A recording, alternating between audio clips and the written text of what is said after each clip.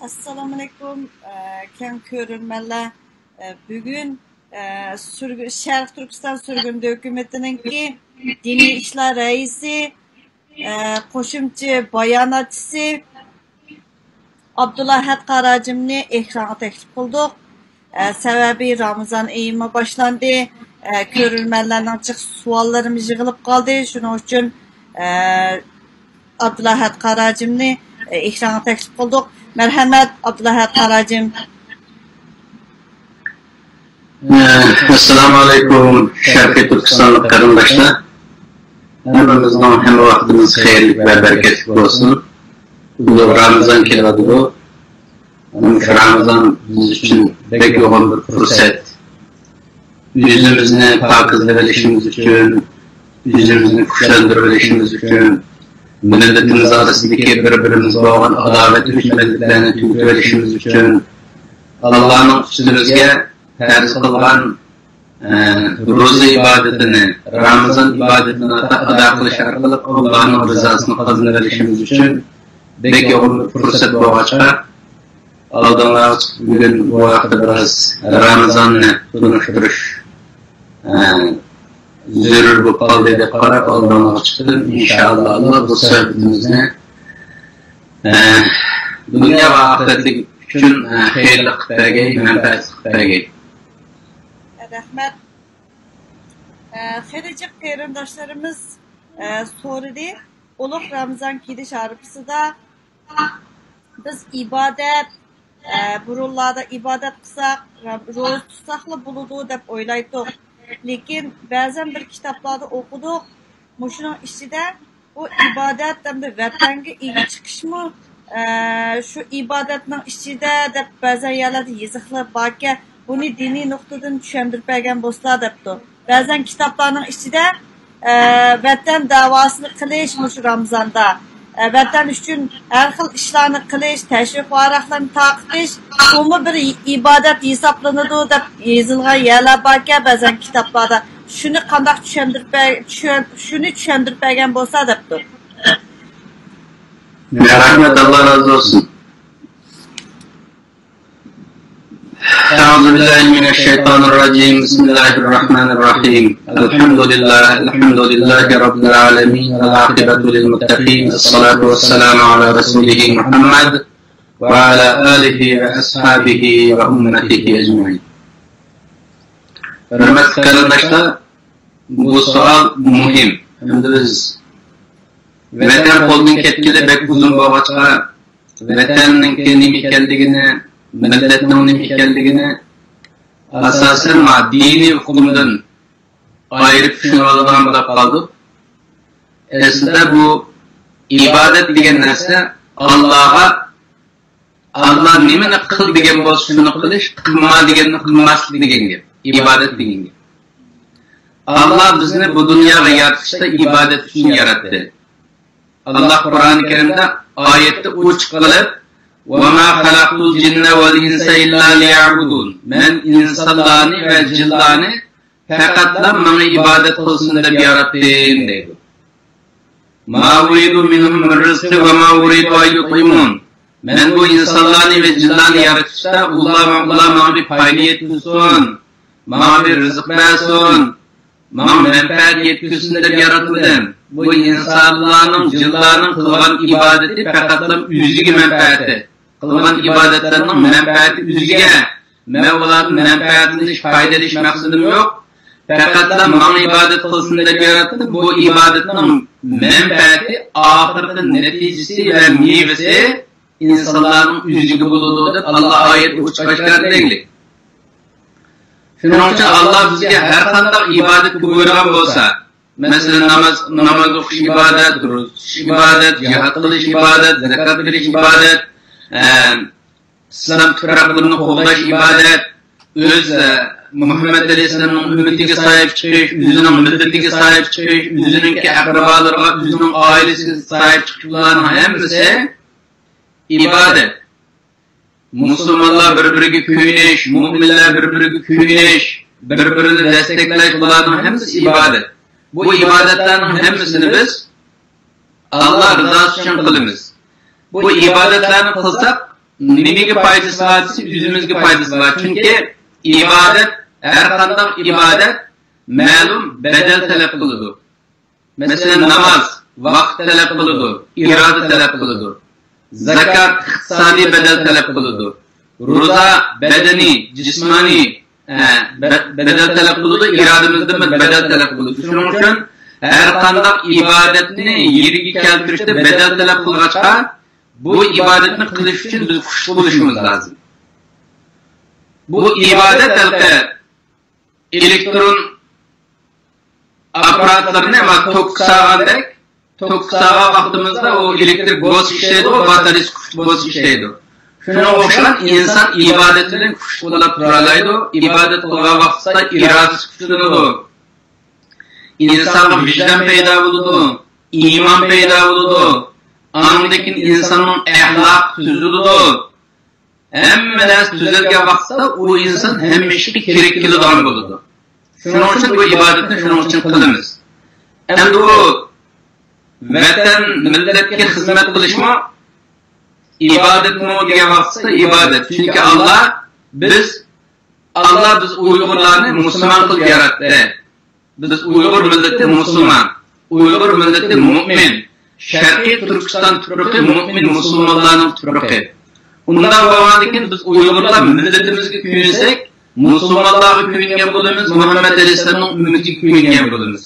Vatanga kuyinsak, vatanni qutqizsak, islom turuqini, musulmonlarning turuqini qutqizar bo'lamiz. İslam turuqini qutqizish, musulmonlarga kuyinish, musulmonlarga yordam qilish ibodat. Shuning uchun ibodat bilan Sharqiy Turkiston turuqini qutqizishning munosabati mishali. Biz musulmon sifatida Sharqiy Turkiston zaminini qutqizishga tirishsak, Allohning qil deganini qilgan bo'lamiz. Sharqiy Turkiston zaminidan voz kechsak, musulmonlarning haq huquqidan voz kechgan bo'lamiz. Haq huquqdan voz kechgan insonlar ziddatni, xorliqni, sharafsizlikni qabul qilgan bo'ladi. Halbuki Allah mu'min musulmonlarni eng sharafli insonlar qilib yaratdi. Mu'min musulmonlar eng sharafli bo'lgan turuqliq biz vatanimizdan, millatimizdan voz kechsak, eng sharafsiz holga chiqamiz. Allah üstümizge farz qilgan ibodatni qilmagan chog'da sharafsiz holga chiqamiz. Shuning uchun ibodat qilamiz, vatanni shuning uchun qutqizamiz, millatni shuning uchun qutqizamiz. Xitoyga shuning uchun qarshi turamiz. Xitoy dushman bo'lg'achqa, zararli mikrob bo'lg'achqa bizga zarar berib, zaharlab qo'ymasa deb Xitoydan qutulishga tirishamiz. Bu ibodat masalasi shundan muhim bizga. Endi bizniki Xitoy nima uchun bizning ibodat qilishimizga qarshi, nima uchun dinimizni zaharlaydi, aqllaydi desa, Xitoy tushunadi, biz tushungan bilan dinimizni Xitoy tushunadi. Mushlar o'zining dinini chin eslaverish orqali assimilyatsiya bo'lmaydi. Agar kafir bo'lib ketgan bo'lsa, dindan chiqib ketgan bo'lsa, bu chaqchi bizga o'xshash bo'ladi deb, shuning uchun dinimizga hujum qiladi. Shuning uchun ibodat qilishni cheklaydi. Chunki Xitoy bir shayton. Xitoy millati, Xitoy hokimiyati, Xitoy hokimiyati va Xitoy hokimiyatini desteklagan Xitoy millati shayton bo'ladi. Shuning uchun yomonlikni tashviq qiladi, yaxshilikni to'sadi bo'ladi. Biz ularga qarshi turish uchun, millatimizni, vatanimizni qutqizish uchun tirishimiz bu Allohning nazarida ibodat bo'lib hisoblanadi. Endi masalan bugun temamiz Ramazonda yana boshqa yerga chiqyapti. Bu Ramazon ibodatimi? Bizni tanlash uchun farz qilingan ibodat. Asli mavzuga qaytib kelsak, bizga Ramazonda so'zlamoqchi edik-ku. Ramazon Allah bizning ustimizga farz qilgan ibodatlarning eng büyük turidan birisi. Peygamber aleyhisselam sahih hadisde shunday degan. İslam dini 5 prensip ustiga qurilgan deydi.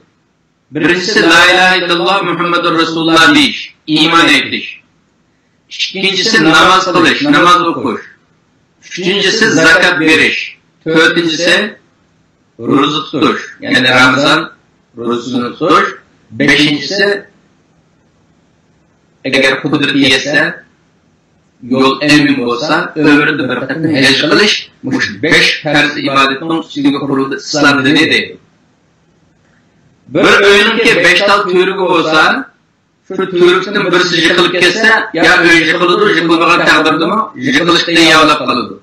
Şuna okşalar şu Ramazan, İslamiyet türüklerinin beş türükünün birisi. Üçüncüsü ya dördüncüsü. Allah bunu Kur'an-ı Kerim'de uç kılıp şundaydı. Bismillahirrahmanirrahim. Bu Sure Bakara'nın 185. ayeti. Bismillahirrahmanirrahim. Şehru Ramazan'ellezî unzile fîhil Kur'an huden linnâs ve beyinatin minel huda vel Furqan. Femen şehide minkumu şehre felyasum ve men kâne meridan ev alâ seferin fe'iddetun min eyyâmin ukhar. Yuridullahu bikumul yusra ve la yuridu bikumul usr. وَلِتُكْمِلُوا الْعِدَّةَ وَلِتُكَبِّرُوا اللّٰهَ عَلَى مَا هَدَاكُمْ وَلَعَلَّكُمْ تَشْكُرُونَ صَدَقَ اللّٰهُ الْعَظِيمُ. Allah Ramazan ayını Sure Bakara'nın 85. ayeti şunda anlatıyor. Ramazan ayı şunda bir ay ki bu Kur'an-ı Kerim muş ayda nazil olduydu. Yani Kur'an-ı Kerim'in tuğulan günü desek bu Ramazan ayı, tuğulan ayı. Kur'an-ı Kerim nim için nazil oldu? Huden linnas, insaniyetke rehberlik kılış için. Kur'an insaniyetke rehberlik kılış için. Böyle Müslümanlara, müminlerge deyin gep yok böyle. İnsaniyetke. Xitaylar bunu Kur'an rehberlik kılış için geldi. Eğer Kur'an'a iman etse, itaat kılsa, Xitayga Allah hidayet verirdi. Xitayga doğru yol başlaydı. Ama inkar kılarlık duruş için onu biz ne deyimiz? Dinsiz deyimiz, Xitayni kafir deyimiz. İnsaniyet için rehber oluş için o Kur'an nazil kılındı Ramazan ayında deydi. Ve beyinatin minel huda. Yani Kur'an'ın nazil oluşu yani doğru yolunu bayan kıpırış için. Doğru yol dese bazı insanlara nurgun nasi doğru görünüp gidiyor. Bir adam bir kadar düşüncüsü mü doğru dedi o insanı var. Yani bir şekilde düşüncüsü mü doğru da düşünülen elke aç yerlerini düşünemeyden adamlar var. Şunun için şu aç yerlerini Kur'an-ı Kerim düşündürüp durdu. Edeplerini oturup koyaş arkalıp, duaylarını oturup koyaş arkalıp, onun tefsilatını oturup koyaş arkalıp, bu yalnız hidayetiye doğru yol deyince, doğru yol, nurgun doğru yol görünüp kesimi insanlara, yani Kur'an'da müracaat kılga vaxtda, şu doğru yol görüngen yollarının fazının doğru fazına kıtarlığını, yani Kur'an öğütürüdür. Közü kıraliş bağın adam, hem menese, birisi ağırlaşıp ketkendik, bazı insanların kallası ağırlaşıp ketkendik, doğrunu bilinmeye kalıdı. Şu ki insanlarımı Allah doğrunu düşündürüş için Kur'an-ı Kerim'de Ramazan ayını nazil kıldı. Vel Furqan, hak bilen batılının oturusunu ayrış için, güzel bilen sertinin arasını ayrış için, hak bilen batılının arasını, doğru bilen hatanın arasını, ayrış için Kur'an nazil kılındı. Şunun için bizdeki bu dünyadaki ibadetlişimizin maksadı mı? Hak bilen batıl arasındaki uğraşta hak tarafta duruş vazifemiz var. Bizning şu vazifamizni muvaffaqiyatli ado qilishimiz uchun Allah bizga Qur'oni Karimni o'rgatdi ki biz Qur'oni Karimga ergashsak muvaffaqiyatli holda haq tarafda bo'lgan bo'lamiz. Mushunda ulug' Qur'oni Karim Ramazon oyida nozil bo'ldi. Deydi. Siz yuqori oyatda Bismillahirrahmanirrahim. Ya eyyuhellazina amanu kutiba alaykumus-siyamu kama kutiba alallazina min qablikum la'allakum tattaqun. Mayette Ramazan rozasının bizge farz bo'lganligini deydi. Ey iymon etgan kishilar, sizlarga Ramazan rozasi farz qilindi. Farz degan nacho. keskin hukm bilan qilishinglarga majbur bir ibodat shaklida sizga o'tirib qo'yildi. Buni qilishga majbursizlar demoqchi. Bu Ramazon ro'zasi faqatla Muhammad alayhisolamning ummatiga emas, burungi ummatlarga farz qilingan bu Ramazon ro'zasi deydi. Nima uchun? Ba'zilar deydi Nuh alayhisolamdan tortib boshlagan deydi, ba'zilar deydi Odam alayhisolamdan tortib boshlagan deydi. Meningcha Odam alayhisolamdan tortib boshlagan. Chunki Ramazon ro'zasining o'tirib qo'yilishidagi maqsad nima uchun? La'allakum tattaqun maqsad shu. Sizlar mas'uliyatchanlik tuyg'usini qo'lga keltirishinglar uchun Ramazon ro'zasi sizlarga farz qilindi. Ramazonning farz qilishining sababi nima ekan? Allohning g'oyasi nima ekan? Ramazonni bizga farz qilishga mas'uliyatchanlik tuyg'usini qo'lga keltirish. La'allakum tattaqun desa ba'zi Allohdan qo'rqish uchun deb tarjima qiladi, ba'zilar taqvo bo'lishinglar uchun deb tarjima qiladi. Şu Allah'ın qo'rqish, taqvo bo'lish degan qanday o'z taqvo bog'luludi? İnsan o'zining mas'uliyatchanligini bilgan vaqtda, mening bu dunyoda mandaq vazifam bor, buni qilishim lozim. Buni qilmagan taqdirda oxiratga borgan vaqtda jazo uchrayman deydigan tuyg'u bu ong insonda shakllangan vaqtda uning vazifasini ado qiladi. Bu oyatlarga ko'ra Ramazon ro'zasi bizning ustimizga majburiy qilishga tegishli farz ibodatlardan birisi. Endi biz Ramazon nima deganga bu maqsadni tushunish uchun asli ismninki mafhumiga qarab o'qishimiz lozim. Ramazon nima deganga? Ramazon arab tilida ar-rambo kelimasi var. Şu kelimeden çıkan bir kelime Ramazon.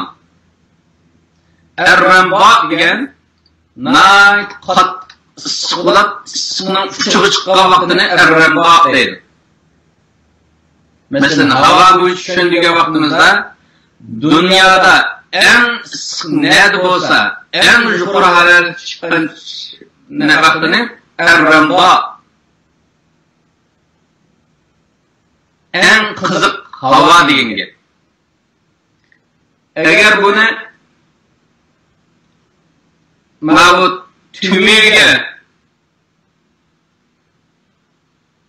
maslashtirib tarjima qilgan vaqtda ar-rambo degan ma'lum tumichida qilich so'qqan vaqtda yoki pichoq so'qqan vaqtda ko'rakka qo'yib turib kumaning ichiga qip-qizil qizargan holatni ar-rambo deydi. Tumi kuyab qip-qizil holatga kelgan holatni ar-rambo deydi. Anadolu'daki yana biri ramdul asliha deyiladi arabchada. Ramabal asliha.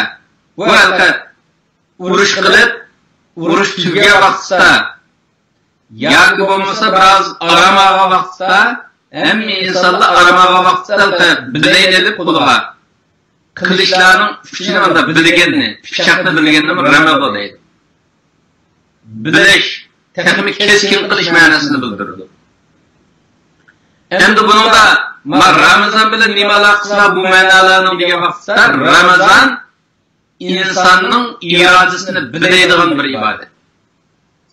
İnsanlar bilaydi pichoqni yoki nimani qilishni bilgandek, ishtikandek insonning irodasini bilaydigan, insonni chiniqtirib, tavlab, ish kerak kelgan holga kelgan bir ibodat degan Ramazon. İnsanning irodasini tavlaydi. İnsonni yiqish orqali, qiynash orqali, bedel to'zish orqali insonni tavlash degan gap. Hamda Ramazondagi ro'za savm Ramazon arabchada yoki siyam Ramazon. Siyam degan savm. Biz endi ro'za tutish deb tarjima qilamiz. Buning lug'at ma'nosi uzum tutib olish degan. Uzuni tutib olish. Ramazon ro'zasi degan uzini tavlab yüzünü tutup, yüzüne kerak keladigan halga ekleyish degan gap. Ramazon ro'zasi.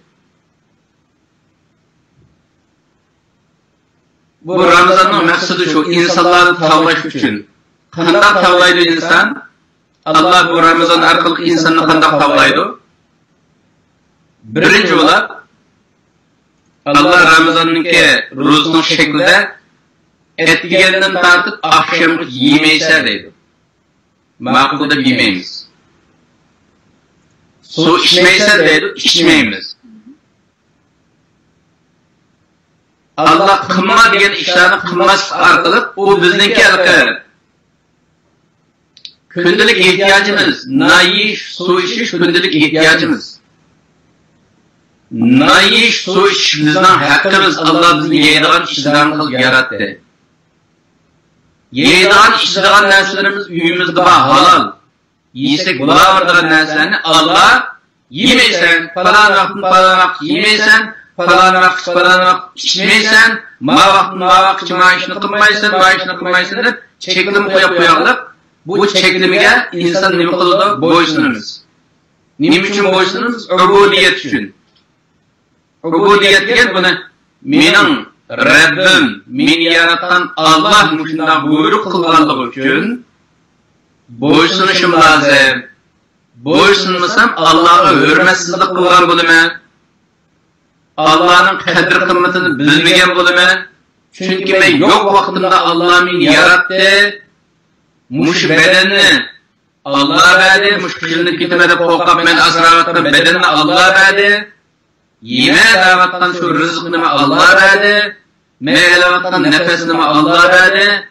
Mening hayotim, o'limim, hamma narsam Allah tarafdan kelganligi uchun, men Allohning mulki bo'lganligim uchun, Allah sizdan hech ish qilolmaydigan bo'lganligim uchun, men Allohga bo'ysunishim lozim deb Allohga bo'ysunish orqali irodamizni tavlaymiz. Normalda Ramazon bo'lmagan kunlarda qo'saq aytib, bir soat o'tib ketib qolsa ochib kelib, qon shakarlarimiz chiqib, urushmaydigan odamlar bilan urush qiladigan darajada inson sartlashib ketadi. Ammo Ramazonda hech nima bo'lmaydi. Chunki Ramazondan boshqa vaqtda Allohning buyrug'i yo'q. Buyrug'i yo'q vaqtda yegimiz kelsa yemasak achchig'imiz keladi. O erkinligimiz bor vaqtda achchig'imiz keladi. Ammo Ramazonda Alloh bizning erkinligimizni bo'g'ab, men uchun erkinligimdan voz kechsa degechga biz ularni irodamizni tavlash uchun Allohga bo'ysunganligimiz va achchig'imiz kelmaydi. Ramazon ro'zasi degan tavlash eyidiki, tavlanish eyidiki yüzünü tutup yüzünü terbiyeli ibadeti degan.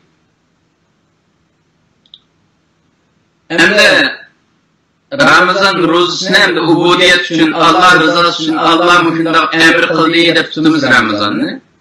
Ammo Alloh bir ismi Hakim, Allohning bir ismi Al-Hakim, Al-Alim deb chiqadi 99-ning ichida. Hakim degan hukm chiqaruvchi va chiqargan hukmini hikmat bilan bejagichi degan gap. Alloh bir narsani hukm chiqarsa, mutlaq hukm chiqarish haqqi bor Allohning. Bizning ustimizda bu yeyman desa yemaymiz, ichma desa ichmaymiz, hukm chiqarish haqqi bor. Chunki bizning sohibimiz Alloh. Yani Allah hüküm çıkan vaxtda alqama insonlarni xohlasam buni qilaman, xohlasam buni qilaman desa insonlarga hikmat bo'lmaydi. Ammo Allohda hikmat bor. O hükümni chiqardi, ammo Allohning chiqargan hukmlarda beko'g'in hikmat bor. Shu hikmatlarning biri yana Ramazon ro'zasini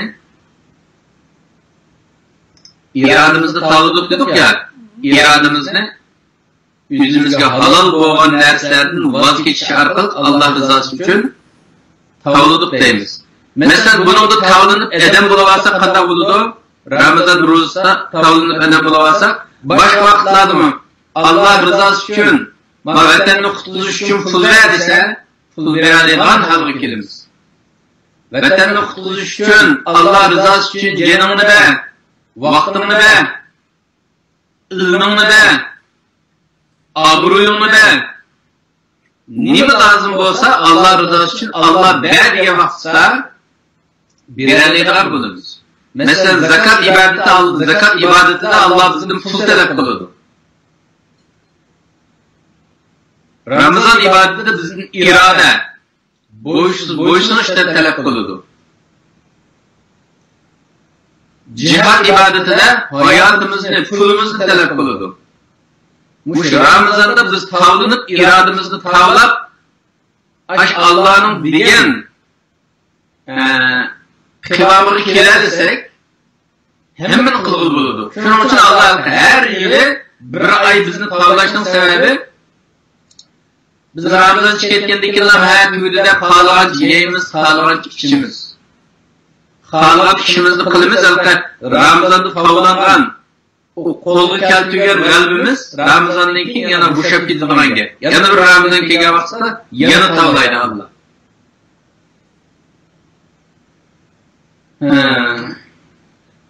Ben bir yerde bir gap qistirib qo'yay. Ben yaqinda Xi Jinpingni sotqa, xalqaro sotqa berish deb imzo etilayotgan vaqtida har xil narsalarni yezib chiqarib qo'yyapti-ku. Bu 2009'daki Ramazan üçün zakat imza yığılıdı deb yezib chiqarib qo'ydim. Sebebi zakatni pullar emas, imzani qilinglar deb başında deb chiqarib qo'ydim. Bu gunoh deb hisoblanadi, birisi gunoh bu yozganimiz deb yozib qo'yibdi ekan, shuni deyman. Shuni so'rab qo'yay. Yo'q, gunoh emas. Bizning millatimiz mush tavlanish bo'lmag'achqa, Ramazon ro'zasini tutamiz deymiz. Ramazonning mazmuniga asosan niyatimizni, ruhimizni, aqlimizni, aqlimizni to'g'rilab Ramazon tutmag'achqa, Ramazon tutib tavlanamag'achqa, irodamiz ojizlashib ketdik. Endi bu imzo kompaniyasini siz chiqargan bo'lsa yoki men chiqargan bo'lsam, bu tamam o'zi chiqarib oldi, o imzoni olsak nimaga foydasi desak.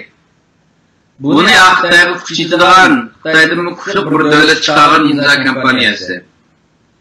Agar shular bir narsani o'ylamasa, xalqaro qonunda bir narsani o'ylab, Xitoyga musharaqat qilishni ishlataramiz. Mush Uyg'urlar qilingan Sharqiy Turkiston ustida yurgizilayotgan zulmni mush orqali to'xtatalaymiz yoki mar qilib manfaatimizga yetalaymiz deb o'ylamasa, u petishni chiqarmaydi. Yo'g'on bir davlat chiqarayotgan mushu imzoni aytinglar, siz da'voga ustida imzo aytinglar, biz sizga yordam qilamiz da'vatsa, vatani qo'ldan ketgan, millati qatlamga uchragan, dini qo'lidan ilingan, dini erkinligi qo'lidan tortib ilingan, so'zlash erkinligi qo'lidan tortib ilingan, inson haqlari butunlay qo'lidan tortib ilingan, hayvonchilik haq huquqi bo'lmagan bir Uyg'ur millati mishaga imzo atanmasligining sababi irodasi paramparcha bo'lib ketganligidan, irodasi vayron qilib yetilganligidan, mush imzoni atay deydigan bir iroda bo'lmaganlikdan bo'ladi bu. Agar mush oldimizki Ramazonda mush oy tavlanish ekan, mush oyda irodamni tavlay, vujudimni tavlay, ruhimni pokizlay, gunohlarimdan pokizlanib Allah günahını mağfiret kılsın deydigan adamlar, bundan mal ketmeydigan, can ketmeydigan, kichikina bijimat vaqt ketadigan, hech qanday chiqimsiz mushinchilik inqilobga kerak kelmasa, uni inson deyishga bo'lmaydigan darajada so'zlashib ketaylik degan. Buni agar biz yaratmayotgan kafir deb tushunamiz Xitoyni, agar hozir Xitoy bizning kunimizga kelibdi, agar shu petishni Amerika Xitoy millati uchun chiqarib bersa, hozirgi shu muddatda necha million Xitoy millati qiladi. Biz yaratmayotgan Xitoy millati shu petishni qo'l imzo etib, o'zini qutqizish uchun milliondan oshib ketadi. Ammo Uyg'ur millati qilolmasligining sababi irodamiz vayron bo'lib ketgan. İnsanda zihin degan narsa bor. O zihnda bir narsa gudunda inson. Aql bo'lgan kun uni ma to'g'ri, ma xato uni his qila oladi. İnsanlarımızın ichida to'g'riligini his qila oldimi? Hemen tuttiray. Mening imzoyim bilan nima bo'ldi deb Xitoydan qo'rqib uygunib qolgan teslimiyetçi ruh Uyg'ur millati bo'g'achqa imzo etishdan qo'rqadi. Bunga shu Ramazon orqali Ramazonni nima deganku? Eng qiziq holatga kelib, keyin havoni tavlangan uyini Ramazon aytib-ku. Endi o qiziqlikdan esa endi şu muhabbetin bahsetke vaxtısı mı? Şu qiziqlik bo'ladi insonda. Masalan, insonda ba'zi shaxsga aşık bo'lib qolgan bo'ladi. O shaxsiy ishlar insonlarning. Ammo haqiqiy insonda, Allah yaratgan haqiqiy insonda Allah'a aşık bo'lgan ishlar bo'ladi. Allah'ın kudretini tushunib yetgandan keyin Allah'ın saltanatini, Allah'ın nimetlerini, Allah'ın bilimini, ne kadar merhamet ekanligini, ne kadar sehi ekanligini, ne kadar güzel ekanligini tushunib yetgan vaqtda Allohga aşık bo'lgan aşıqlar bor. Ba'zi insonlar Muhammad alayhisalomni tushunib yetib, Muhammad alayhisalomning moyil tushungansiz Muhammad alayhisalomga aşık bo'lganlar bor. Mesela Hacı Ahmet Yesevi Muhammed Aleyhisselam'a aşıklarıdır birisi. Bazı insanlar var, makam tüveldiğin sıra tüven buldu. Halk aşık buldu bazı insanlar. Muş Uygur milleti Allah'a iman etten Müslümanken Allah'a 35 milyon 40 milyon insan iman etti. Muş halk şu imanın ayrılıp kalsa Allah hakkında kalırken Muhammed Aleyhisselam rahatsız olurken ben bu milletini kurtuluş arkalık yani Allah rızasına erişeleyim de bu millet aşıklıda hizmet kılgan aşıklar var. Anadaki bazı insanlar vatan aşık iştireydi. Vatan işki şu millet işkiden geliyordu. Şu milleti söyleneden anadaki vatanga iş bağlayalaydı. Bu köşlerin hepsi şu remba insanın kalbide bir köş boğamaksa anadaki yüzüne atıyorlar bu. Bu şu Ramazan şu işini yoğun gayelik Allah'a aşık bulaş, Peygamber Aleyhisselam'a aşık bulaş, vatan millet aşık bulaş degende yoğun şu muhabbetine kolunu keltirdiğin bir fırsat. İnsanların kalbide muhabbet bulmasa, aşıklık bulmasa milletke vatanga gelip kalıdı insan. İşkiye nima o dese bedelsiz süyeçnatını işleyemiz. Bedelsiz. Mesela bazı insanlar bir narsani söylüyor çünkü o'ziga menfaat bo'lganligi uchun söylüyor. O iş karası. İşi bedelsiz söyleyenini işleyemiz şunun için Allah rızası için kılınan hizmetlerde vatan millet için edip verilen hizmetlerde Allah muhabbeti, Resulullah'ın muhabbeti, halk muhabbeti insanın kalbide olmasa yolda erip kalıdı.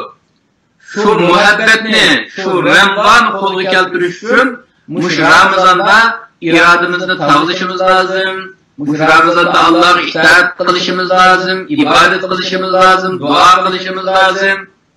Günahlarımızı istiğfara yetiş arkalıp Allah'ın günahlarımızı affettir, mağfiret kıldırışımız lazım. Bekçik vazifelerimiz var Ramazan'da.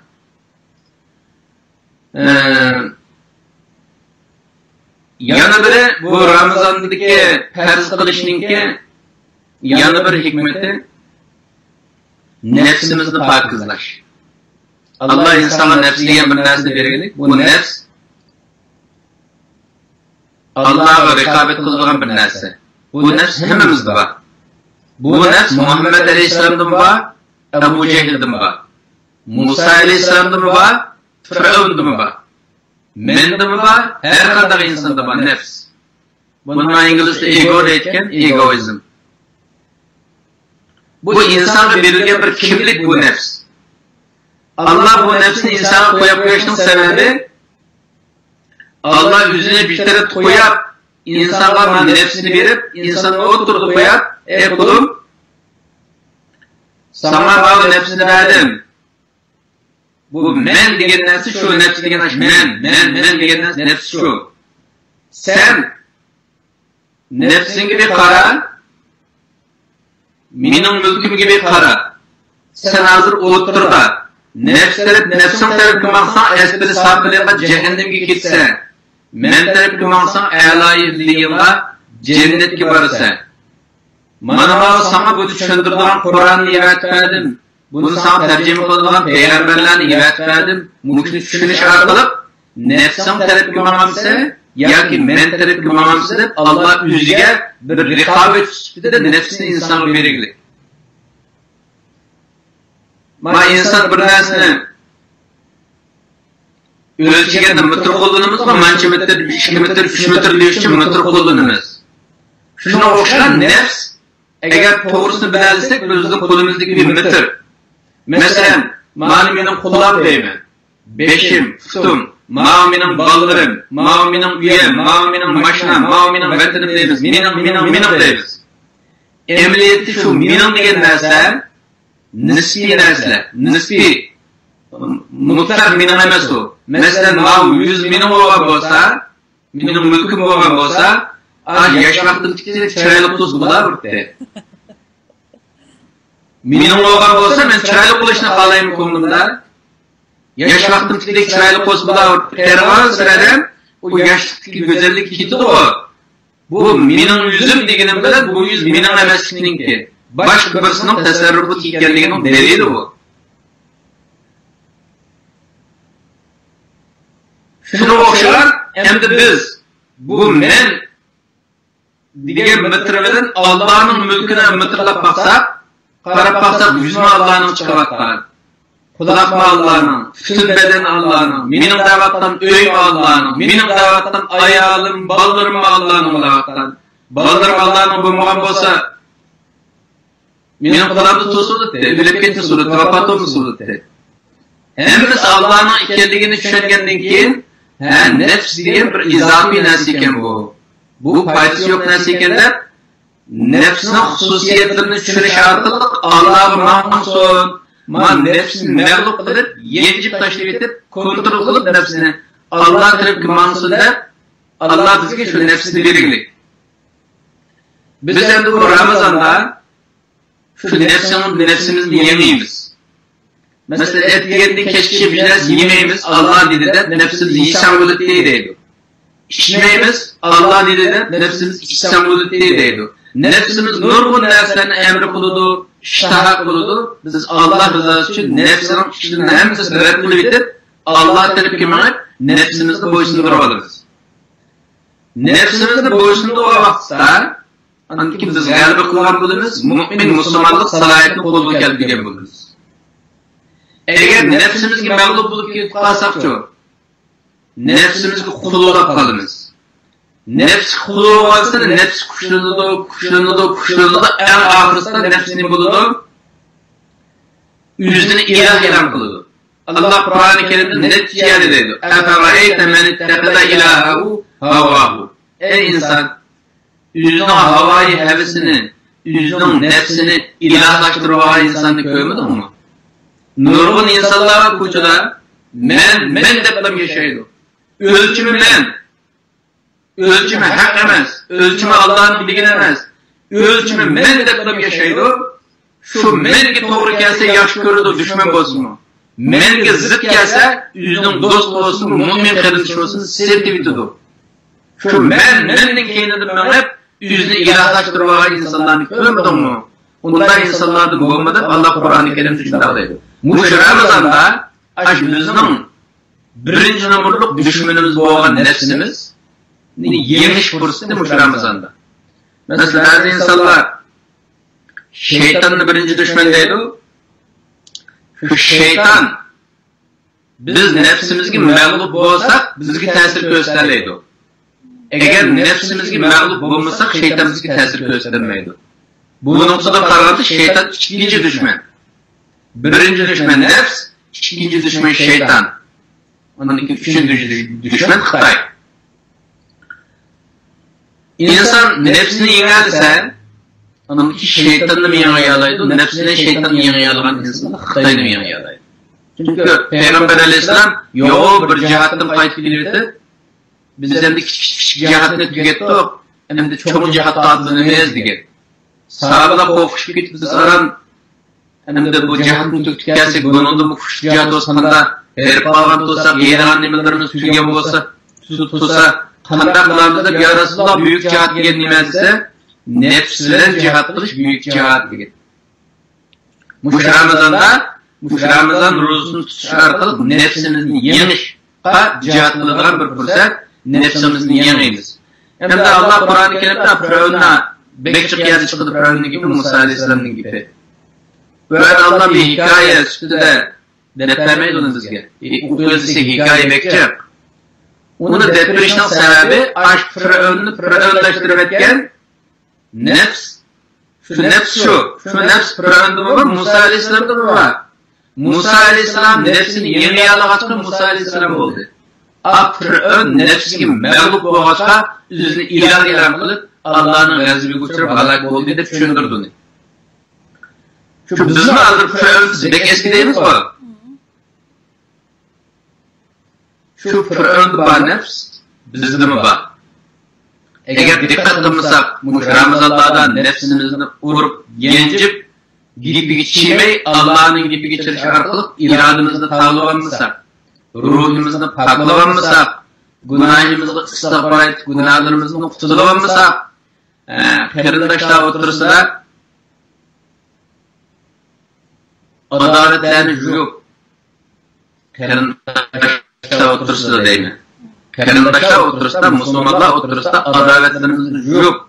Dostluğumuzu eskiye keltirvanmasak, Ramazan ketkenliği için o iş yapmaydı. Mesela tüpsüz yoğun bir yolda 60 kilometrede mağanmagan bir maşına, saati 60 kilometrede mağanmagan bir maşına, jangalda mağanlamdı o? Mağanmaydı. Muş Ramazan'da yaxşı ibadet kılıp, yüzüne pakızlap, günahlarını affet büzüp, mağfiret kıldırıp, yüzünü pakızlayamayan insan, Ramazan'daki yere okşaş gitip kalır. Anadolu'daki Ramazan rozusu fekatlam ettiğini, şafak akağanın tatıp, akşam günçür geççe, tamak yemeysiz, su içmeysiz dediğin çeklemeleri var o. Bu çeklemede bu Ramazan rozusunun taşkik görünüşü bedeni bu. Taşkik görünüşü beden rozu kılalaşlar içmeydi, açlanmadı. Ama bunun ruhu var. Ruhu, bedenimiz kanda rozu kılan olsa ruhumuz mu rozudur? Ruhumuz da kanda buldu, küzümüz veren, haram kıparamayız. Kuduğumuz veren, haram neslerini tanışmayız. Mesela gayret kıpaz, gayretini tanışmayız. Xeyirli gep götürüp gelse, o xeyirli gepini tanışmayız. Kuluğumunu meyli tanımadı. Xeyir kılırsa, o yaman gepini tanışmayız. Peygamber Aleyhisselam şundan bir hadiste, eğer sizlerin birinin var, bir adam beşinem kılsa, hakaret kılsa, ya uruşka tırsa, şundan diyorsun, ne Rustum, ben seninle uruşamayma, tuzlaşamayma, hakaret edişamayma, şundan diyorsun, ne hadis var. Şundan çok kulaklarımızdan farklı tutuşumuz lazım, ağzımızdan farklı tutuşumuz lazım. Hiç kaçan Müslümanlara ara, dostlar ara, gayret tutuşmayımız, gayret kılmayımız, gayret kılamayımız, üzülüp neyimiz, birbirimizge hakkımızı ağlatıp, dostluğumuzu esliğe keltiriyoruz. Şimdi Peygamber Aleyhisselam, yani şundan hadisdeydi, men lem yeda kallazuni feleyse lillahi hacetun, dediğin hadis var. Bu hadiste her kanda alem sahtezlik karakterdeki geçsöz kılıklarını terk kılmışsa, Ramazan çizimi, yani şu sahtezliklerin, şu işgüzlülüklerin devam kılıyorsa, o insanın su içmeyi, nayimeyi, aç kalıp görüşlerden Allah'ın açığına ihtiyacı var. O Ramazan tuttum, Rus tuttum derken aç kalıp su içmeyi tamam yemeyi görürler. Onun ruhsuz, Allah'ın ihtiyacı yok, bunda ruhsuz oraydı. Verdikalka kavla zur, zur kelimesi sahtipazlik deganga. Endi sahtipazlik deganga ba'zi kasbiy aldamchilar bor insonlarni aldash uchun. Uni sahtipazlik deymiz. Mishada bir gap qistirayotgan bo'ldim, hamda sahtipazlik degan gap chiqib qoldi-chu. Bir qarindishimizdan bir savol keldi.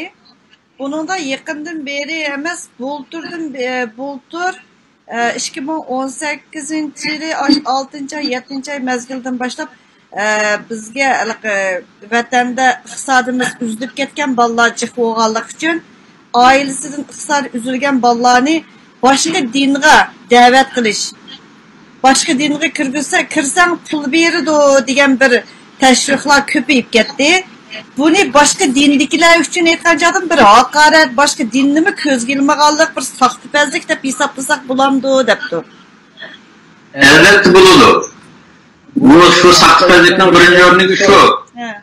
Endi o saxtipazlikni nima uchun saxtipazlik deymiz desa, Uyg'urlar musulmon. Musulmon bo'ladi, bakadan turib boshqa bir dinga kirmaydi. Endi buni başka dinga kirsamlar deydigan Xitoyniki nimasi bor. Ancient programmalar bor. Bu Xitoy shu ancient programmalarga asosan milyon Xitoylarni chet elga chiqarish orqali bular ancient tarbiya olgan professional josus Xitoylar bular. Bular xalqning davlatlariga berib biz Hristiyan bo'ldik, biz katolik bo'ldik, biz buddist bo'ldik, bu bo'ldik deb qaysi davlatda, qaysi din evjilayotgan bo'lsa, shu yerga berib, shu dinning ichiga kirib edib, shu davlatning xalqini tadqiq qiladi. Shu davlatning ojizligini tadqiq qiladi. Shu davlatning butun ma'naviy moddiy xaritini sizib chiqadi bular. Eng oxir Xitoyga setib, Xitoyga josus qilib, Xitoy manfaatiga ishlatib uchun Xitoy millionlab Xitoylarni chiqarish orqali boshqa dinlarni kirgizadi. Bu Xitoyningki bir siyosiy suiqasd bu dunyo xalqiga. Anondan keyin shu anchinning yana bir tarmoqi vatandagi Uyg'urlarni hozir kamplarni yo'qitamiz deb Xitoylar sanaydi. Chet eldagilarni yo'q qilish uchun chet eldagilarni iqtisodiy qiynalib qolgan insonlarni Ağabeyi basana manda pul verdiken, mağabeyi basana bakalıq damak verdiken de insanlarını şöyle kızıp duruşar kılıp, bara şöyle yapırıp, Uygurlar başka dini kirip kesse, özlere ittifak çıkıdı, ittifaksızlık çıkıdı. Ama Uygurların molluları, falan dini içiysen kafir olursun, sustanı dini içiysen kafir olursun da tebdığını başlaydı. Anındaki Xitay şu tebdığını payını paranla, ma Uygurlar, Hristiyan bo'lgan Uyg'urlar qarshi chiqib, Hristiyanlarni bunday haqoratlaydi. Buddist bo'lganlarga qarshi chiqish uchun Buddistlarni haqoratlaydi. Yahudi bo'lganlarga qarshi chiqish uchun Yahudilarni haqoratlaydi deb Xitoy Uyg'urlarni qoralash uchun, siyosiy suiqasd uchun o'zining josuslarini, milliy munofiqlarni qo'llash orqali Uyg'urlarni boshqa dinga bunday yetaklaydigan, yo'l ochib beradigan kishilar Xitoyning bor. Bu endi bu saxtipazlik, Xitoyning saxtipazligi deb mushunday deymiz endi buni. Ammo bu Xitoyga setilib ketsa, xoin bo'lib ketsa, insonning vijdoni bo'lmaydi-ku. Vijdoni bo'lmaydi. Vijdonsiz insonda axloq bo'lmaydi. Axloqsiz inson 200 bo'laoladi, 300 bo'ladi, 10 bo'ladi, har turli darajada keladi. Bunda ahlaksız insanlar, bunda 200 adamlar bizga vaqtda mollalarning qishqa, mollalar bana dindan gaplardan bana o'tirib chiqalaydi.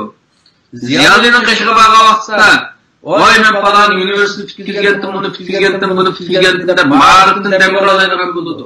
Tijoratchining qishqa baga vaqtda, men unda tijoratdan munda qilib pul topalaymiz, pul topalayga va'da deb tijoratchilik yo'l ko'rsatadigan bo'ladi. Çünkü akış Xitoy hem yani yolunu ko'rsatmagandan keyin, yo'lni olmagandan keyin nurg'un xalqlar ergishib, shuni kerakcha saras pul deb baqqan. Unda bo'lgandan keyin odamga kirsam, manda foydasiz kirib ketib, Xitoy bizni ma'rifsiz qo'yg'achqa, diniy ta'lim tarbiyamiz tuban bo'lg'achqa, tushunmaylar o'zimizning dinni boshqa dinga qiyib ketgan insonlar bor. bu butunlay Xitoyning plan va programmalari bilan chet eldagi Uyg'urlarni butunlay vayron qilish siyosatining bir mas'uli, bir ko'rinishi bu. Bu saxtalikni ko'tarib chiqdik. Endi Ramazonda saxtalik bilan davom qilish deganlik endi ba'zi vaqtda bizni saxta zulab qolamiz-ku, bilmay turib. Qanday saxta zulab qolamiz desa, ishki dunyosimiz boshqacharoq esa. Unchalar xolis, unchalar pokiz emas. Ammo haqni oldiga chiqqan vaqtimizda ajoyib isil ko'rinish uchun qanday zulab qolamiz. İçki hayatımız bilen tashqi hayatımız o'xshamay qoladi. Ruhiy hayatımız bilen jismoniy hayatımız farq qilib qoladi. Mushunda saxtazliklarmi mush Ramazonda tuzilib ketadi. Allah biz Ramazonni Allah rizosi uchun deb savab umid qilib Ramazon tutalsak, irodamiz tavlanadi, ruhimiz pokizlanadi. Allah günahlarımızı affu qilib qolsa, mag'firat qilib qolsa, normalda yüzümüz bilmegen saxtazliklarimiz mı tuzilib, içimiz ve teşimiz o'xshash aydınlardan safaratga kelgan bo'ladi. Ramazonning bir foydasi bu. Ondan keyin mushunda pokizlangan vaqtda insonlarda ruhiy temizlik degan en yoğun pokizlangan unutmay turadigan ikki narsa bor insonning ruhida.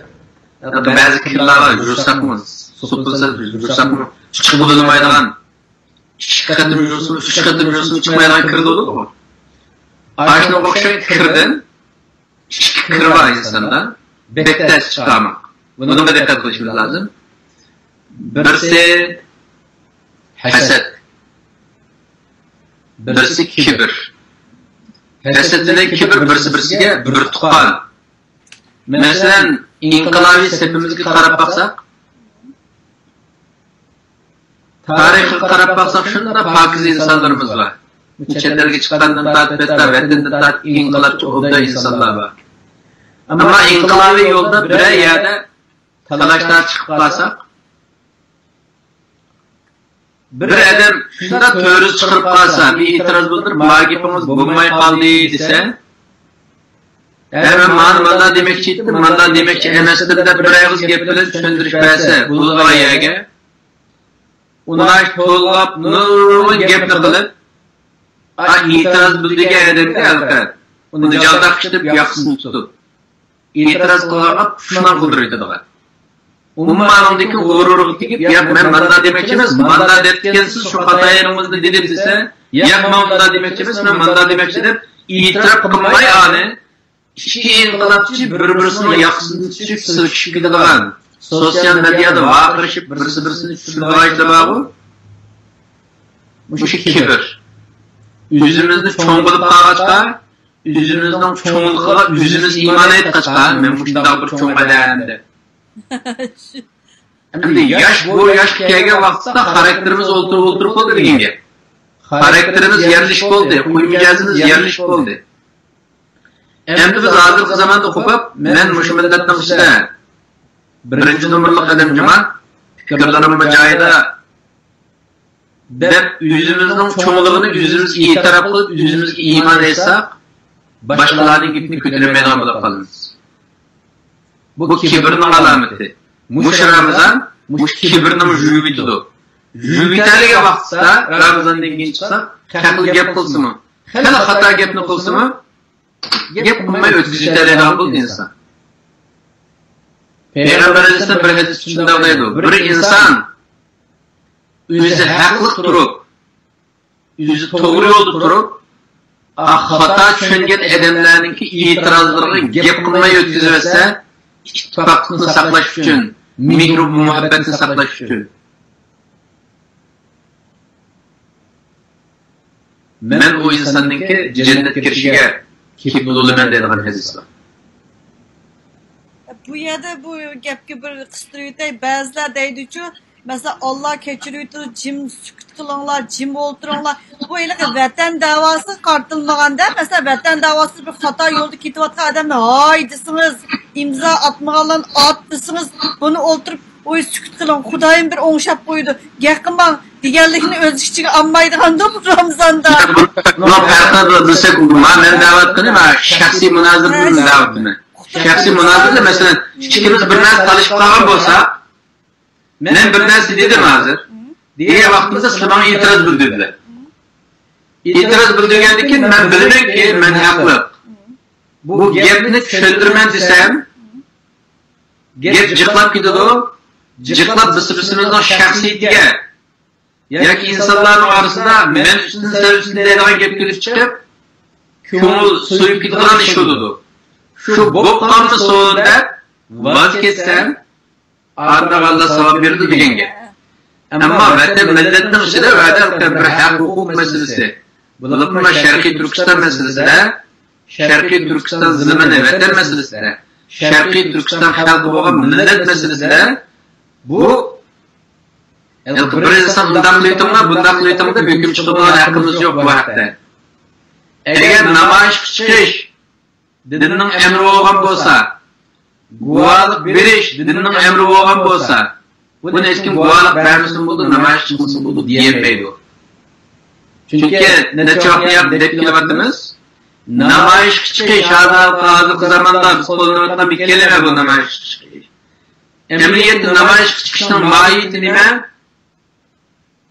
Xitoylarning Sharqiy Turkiston xalqiga qilgan zulmni xalqaro avlsilinga bu. Bu dinning emri bu. Zalimning zulmini xalqaro anglatish dinimizning emri, Qur'onda oyat bor. Nima deydi oyat? Allah yaman ishlarni oshkorlashni Allah yaxshi ko'rmaydi deydi. Lekin mazlumlar buningdan mustasno. Mazlumlar bir zolim tarafidan zulmga uchragan bo'lsa, bu uchragan zulmlarning hammasini shu munosabat maqomlarga, urug'larga, xalqaro anglatish orqali az zulmni to'xtatish uchun namoyish qilsa, namoyish deyishni ko'rgazma deymiz biz. Ko'rgazma degan gap.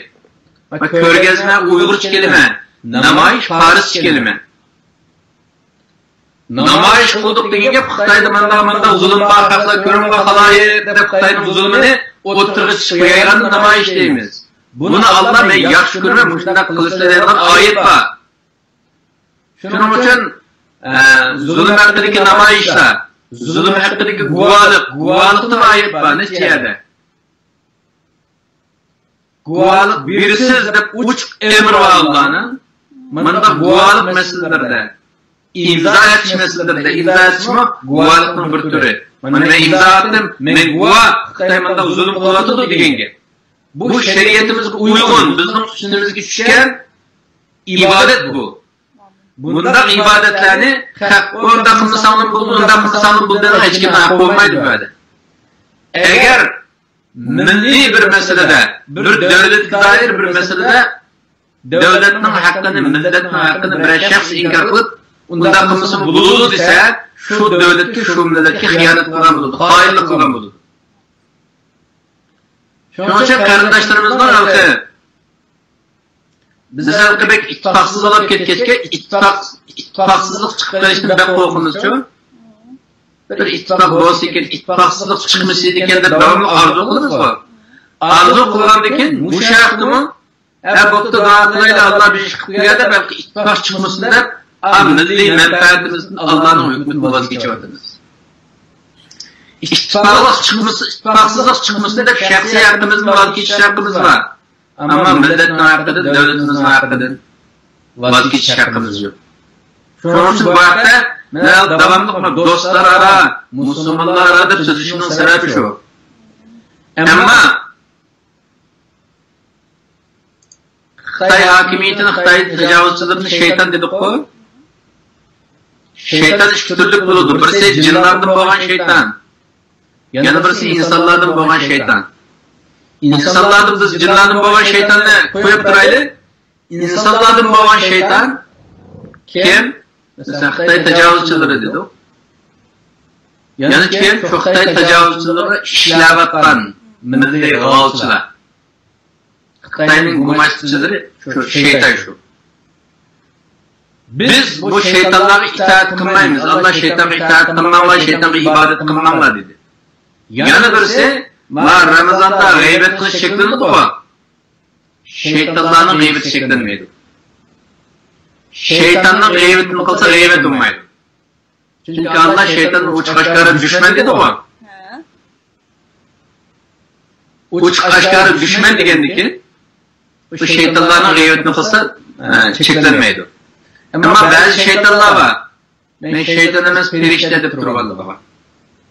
Endi onlar şeytanların gıybetini kılsa, perişte deb qarab qolganlarning o'tirishib ishni chiqargan bo'lsa, shu ishni chiqarmaslik uchun ba'zi gap qilmay turamiz endi.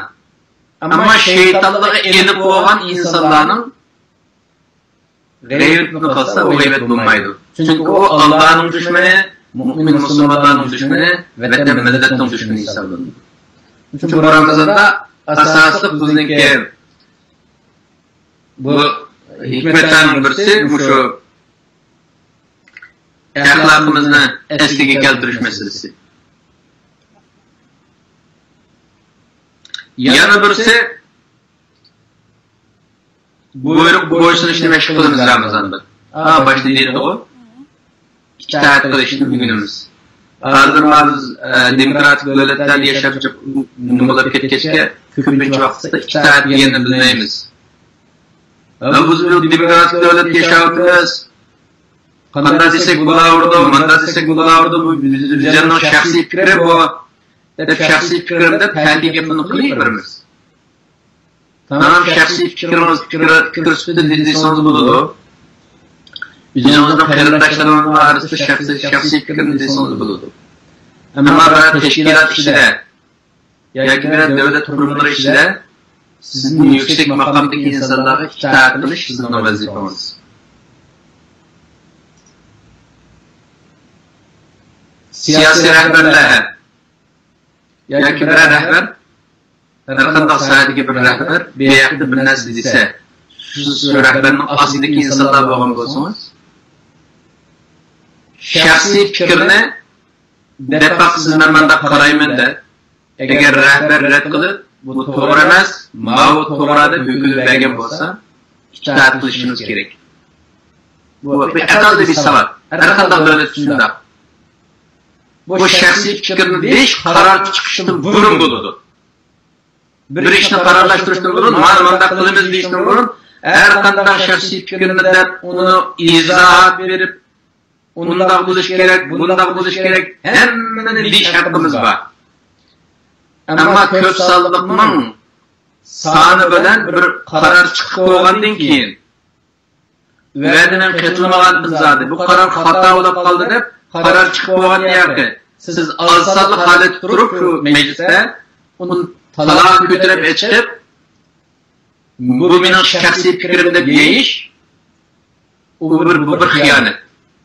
Bu albatta dinimizde mi hıyanet? Hazır bu dünya kanunda tutmaşında. Mesela özümüzde tutulan devletlere gidip bakayım. Mesela bir kanun çıkırışla kapasa. Şu kanun tesislanmağa baksa %100 tesislanmaydı o. %70% ya %51% adamlarının avazıyla kanunda çıkıyordu. 49 tutan ya 49 tüven boğanlar azsallık hesaplanıyordu. Şurada şu karar çıkışının burun, mecliste hem iyade vakırışıdı, cakırışıdı, sözüşüdü. Kanun çıkıp olgandan keyin, ben ona karşı ettim, desi buludu. Ama halk çıkıp bu kanununda olup kaldı, bunu icra kılışıp olmaydı. Ben karşı durmadan, kanunun icraatına karşı tutsa, şu devletin sakçıları ki kanunu icra kılış kutusu kıldı eder, o milletvekili olsun, turmuşlaydan çıkıyordu. Soruyanmasa yoki bo'lmasa, milletvekillik 3 kundan keyin turmuşlayda jinoyat hisoblanadi. Itoat masalasi dinimizda bek muhim. Hozirgi dunyoda bek muhim. Mush Ramazon orqali itoat bildiramiz. Itoat qilishni rahbarga itoat qilishni bildiramiz. Yana birisi Ramazon orqali nimeni öğrenemiz, nimeni praktik kılırız, nimeni içen yaparız, vaqt rioya qilish uchun qilamiz. Allah insonni vaqt ichida yaratdi, ma'lum muddatda umr beraylik Allah insonga. Nurg'un insonlar vaqt rioya qilmay umrini baqav o'tkazadi bu. Ramazonda Allah, ey inson, har qanday ishning vaqti bor, har qanday ishni vaqtida qilasan, baldu qilib qolsang aqmaydi, keyin qilib qolsang aqmaydi degan masaj beradi. Nimada? Masalan, tong suzdirishdan tong suzdirganini bilib turib 1 minut ortiq yemesang demak Ramazon bo'lmaydi. Bilmay qolsa, yilib ketgan bo'lsa shart yo'q. Tong suzilish bilmay, yoki suzilmani bo'lib bilmay qolgan bo'lsa shart yo'q. Ammo saat eni biyglik qarasa tong suzilib qo'ygan, bu qo'ymagandan kichikini yeydi, bir qo'shimdan yeyversa, hamma narsa oshkor bo'lgan yoqi Ramazon buzilib ketadi. Chunki vaqt rioya qilmaganligi uchun. Akşam mesela iftar kılma vakti aç kaldık 12 saat, 13 saat, 14 saat durursunuz bazı yerde. Ayşe iftar vaktinde şunda çaylık tamakla kuruklanmış şunda çaylık günlükte doğan gel. Bu 10 minut kaldı, 5 minut kaldı deydi o insanın şu nefsi takıldı bu ötmeyen bu sayet. Ayşe'da vakitte mesela 5 minut kalganda 5 minut men bulda elden bir kolun ağzı sırılsam keç kıraş bakalım. Baldır iftar kıvası işim bulmaydı da özlerine birden pertava piçip aldığı adamla başım ben çık adamla uçuratkandım. İşim bulmaydı. Keçki iftar kısı yaman buldu. Baldır iftar kısı savat deydiken o. Ya baldır iftar kılış degen gel şu vakt kırpaq iftar kılış savat. Bazı insanlar 10 minut 15 minutda qarang 3 minut deb saqlaydi oxirigacha. Ba'zi yerda namozga qo'yib anodagi iftar qildi, o to'g'ri emas. Bu iftar vaqti bor deb hozir soat belgilab qo'ydi-ku. Burungi zamonda o'zi chiqib qaraydigan ish vaqti. Hozir unda qilmasmi taqvim bor, kalendar bor. Shu soat qarab turib qilamiz endi uni. Shu soat chirib qo'ychi, vaqtida qilish sunnat. Bu baldu qilish degan gap shu gap. Baldu qildi desa 5 minut burun 2 minut burun qog'oz bududu degan gap emas. Agar shu vaqt chimasdan 1-2 minut burun yeyilib qolib qolsa-mu, bilib turib chimiga aramimizni buzib ketadi. Allah mushunda qattiq Qur'onlarni, prinsiplarni qo'yish orqali bizga vaqt rioya qilishni o'rgatadi. Bilim ba'zi masalalar bor, vaqtida qilmasangiz umr bo'yi pushmon bilan o'tib ketasiz. Şu Ramazan'da bilib turib, tutmay qazo qilib etganlar umr bo'yi ruhsimi o esliga kelmaydi, eslilik sababini topolmaydi degan hadislar bor. Bunda bo'lishning sababi chunki vaqtni o'tkazib-ya. Endi bu vaqtni rioya qilishni o'rgangan vaqtimizda qanday qilamiz? Masalan, ba'zi da'vo qilgan ishlar bir hafta burun qilinsa, shunday yog'dek obdan bo'lgan ishlar bir hafta kechikib ketsa, aqmaydigan bo'lib qoladi. Shu vaqt rioya qilish, hamma ishni vaqtida qilish degan prinsiplarni hududi boramiz bizga. İrademizni tavlaydi, ruhimizni pokizlaydi, qalbimizdagi kibrni pokizlab chiqarib yetadi, hasadxo'rlikni pokizlab chiqarib yetadi, g'aybat qilish odatlarini tugatadi, oramizdagi bo'lgan adovatlarni juvitishga chaqirib qiladi, ibodat qilishga odatlantirdi insonni. Ashlar yo'q bo'lgan hikmatlar bor. Hikmatlarni sanatga tugamaydi Ramazondan. Ama Ramazan'ı tutuşumuzun sebebi başta geldi, ubudiyet. Allah buyurganlığı için kılınız. Allah buyurganlığı için kılınız deriz. Rahmet. Hazır bir saatten eşip gitti, 1 saat 10 minut kaldı. Hem de şu keng şu Şərq Türkistan halkının muhacirat yaşayotgan keng Şərq Türkistan halkıga imza to'g'riliq bir so'zlaydigan so'zlari bilan oyoqlashtirgan bo'lsak deyman bu programmani. Merhaba kardeşlerim, Şərq Türkistan'da vatandaşlarım. Ma imza meselesi mühim. Biz Burma hakkında neçe imzanın tolduğun 107 mingga chiqqan ishlarimiz bor. Qilin desa qila olamiz qarindoshlar. 107 mingni Salih Xudoga chiqqanda 107 mingga yetkazgan.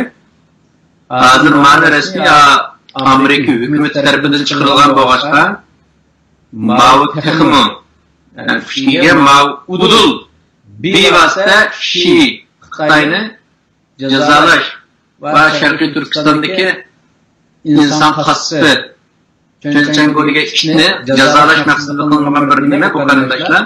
Agar mush zulmga qarshi turish niyatimiz bo'lsa, Xitoyning zulmidan norozi deydigan bo'lsa, inson asab bo'lardi. Ba'zilar o'ylaydi ekan, deydi ekan, men bunday qilsam, vatanda Xitoy oilamni uni qilib yetadi. Qarindoshlar, men shuni ochiq demoqchi. Qarindoshlar, bizning da'vomiz vatan da'vosi. Millat da'vosi Xitoy millatimizni qatlam qilib o'ldiradi. Millatning da'vosidan birga vatan da'vosi. Biz endi vatan ustun turamdi, oilamizmi? Millat ustun turamdi, o'zimizning oilamizmi deb so'rab vaqtimizda. Oilasini deb yaxshi kun ko'rish uchun Xitoyga ishga g'olchi bilan o'z oilasini deb Xitoyga qarshi turmay, mutlaq imzo qilmay, zulmni anglatmay yurgan insonlarning nima farqi bor? Biz masalan Xitoyga ishlanganlarni Xitoy g'olchi, xoin deymiz. Oilam bu o'ylab qolmasin deb vatanini sotgan, o'zining millatini sotgan insonlarni nima farqi bor bularni? Hammadan otani statlik, hammadan balları tatlik. Sizning otangiz o'ladi. Sizga guvohlik bermay, o'ladi jim turayotgan bo'lsa, sizning xoinligingizning bedeliga turadi. Kamplarda turmalarda o'ltirilayotganlar, ularning nima gunohi? Shu sizning millatingiz, sizning diniy qarindoshingiz, milliy qarindoshingiz. Bir irsiyatlik qarindishimizda deb xoinlik qilamiz o. Diniy qarindishimizni, milliy qarindishimizni sotamiz. Buni xoinlik deyishga tamoman bo'ladigan bir ish. Shuning uchun Sharqiy Turkiston vatandoshlarini Xitoyning zulmiga qarshi e'lon bo'ladigan bo'lsa, niyati bu imzo etish chaqirilaman. Sharqiy Turkiston hukumati nomidan ve shaxsiy nomimda. Yana birga deb qo'yilgan gap qarindoshlar, men Ramazon kelyapti, Ramazon ibodatiga abiyati yaqin dedim, o'sha Ramazonda duo ijobat bo'ladigan ay. Qanday duo qilsak ijobat bo'ladi.